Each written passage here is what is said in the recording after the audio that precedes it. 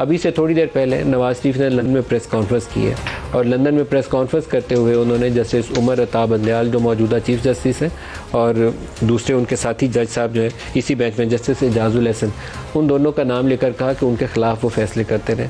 उनके ख़िलाफ़ फैसले आना बुरी बात नहीं है, मेरे ख़िलाफ़ आए या किसी के ख़िलाफ़ आए ये बात गैर कानूनी नहीं है। गैर कानूनी बात तब है वो कानून से मावरा होकर फैसला या आइन से मावरा होकर फैसला किया जाए। नवाज शरीफ की जिस केस में डिसक्वालिफिकेशन हुई थी, हम सब ने पनामा पेपर्स को बड़े ज़ौक़ व शौक़ से रिपोर्ट किया था और बड़े दिल लगा के उसके ऊपर काम किया था। 444 लोगों के नाम थे और मेरी बड़ी दिली ख्वाहिश थी कि शायद एक ऐसा मौका तारीख़ में आ गया कि पाकिस्तान में तहकीकात होंगी कि ये पैसा कैसे लूट के पाकिस्तान से बाहर ले जाया गया, इन लोगों ने कैसे जायदादें बनाई, और एक तरीक़ाकार होगा, एक फ़ोरम वज़ा होगा और उसके नतीजे में पूरी मनी ट्रेल किस तरीके से पाकिस्तान से मनी लॉन्डर की जाती है उसको आइडेंटिफाई किया जाएगा।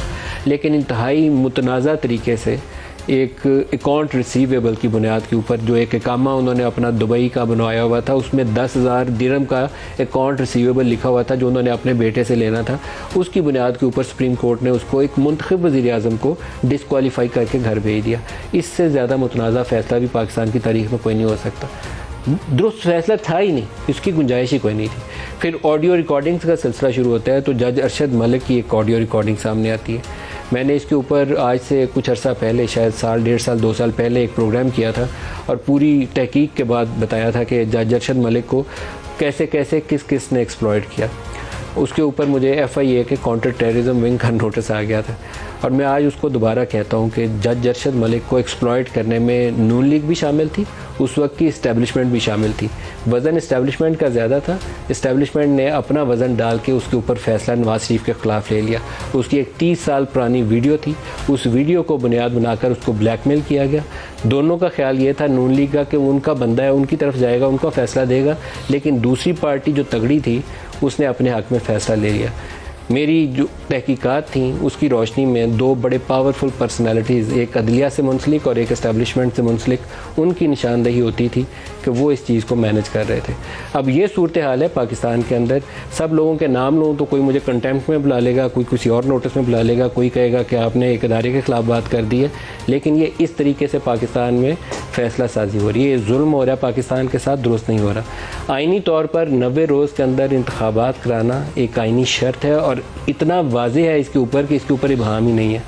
लेकिन मौजूदा हुकूमत की बातें सुने तो लगता है कि 90 रोज़ के अंदर इलेक्शन हुए तो पाकिस्तान में क़यामत नाज़िल हो जाएगी। तो कोई तरीका दुरुस्त नहीं है, कोई एक लड़ाई वाली कैफियत मौजूद है जिसमें हेड ऑन कोलिजन होनी है। सुप्रीम कोर्ट का 6 रुकनी बेंच जिसने जस्टिस काजी फ़ाइज़ ईसा के फ़ैसले को एक तरफ रख दिया, वो खुद नोटिस का उन्होंने कहा कि हम तफसीली फ़ैसला जारी करेंगे।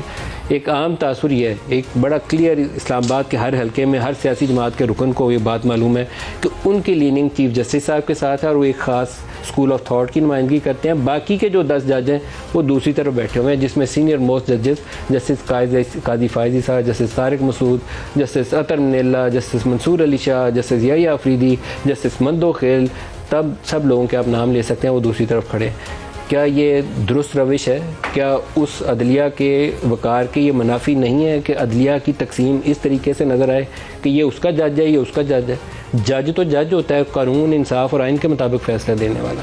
तो सूरत हाल ये है और शायद नून लीग के पास, मैं इसको बड़े मजाक में चंद दिनों से, चंद हफ्तों से नून लीग के बहुत से लोगों को कहता था कि वो मरियम को चाहिए कि अपने चचा की कुर्बानी दे दे क्योंकि हुकूमत तो उससे चलती नहीं। लेकिन शायद वो मौका आ गया है कि PMLN को एज ए स्ट्रेटजी डिफाइंस दिखानी है अगर अदलिया के ख़िलाफ़, तो उन्हें शहबाज शरीफ की कुर्बानी देनी पड़ेगी। इसके अलावा मेरा नहीं ख्याल है कि उनके पास कोई पॉलिटिकल ऑप्शन है। अभी जो नवाज शरीफ ने तकरीर की है उसके बाद मुझे लगता है शायद वो इसी के ऊपर काम कर रहे हो। मैं तो इसको मज़ाहिया अंदाज में लेता था कि इनसे हुकूमत नहीं चलती, महंगाई ऊपर है, बेरोज़गारी ऊपर है, सियासी तौर पर बयानियाँ देखें तो इमरान का बिक रहा है, तो ये हुकूमत लेके मज़े क्या कर रहे हैं सिवाय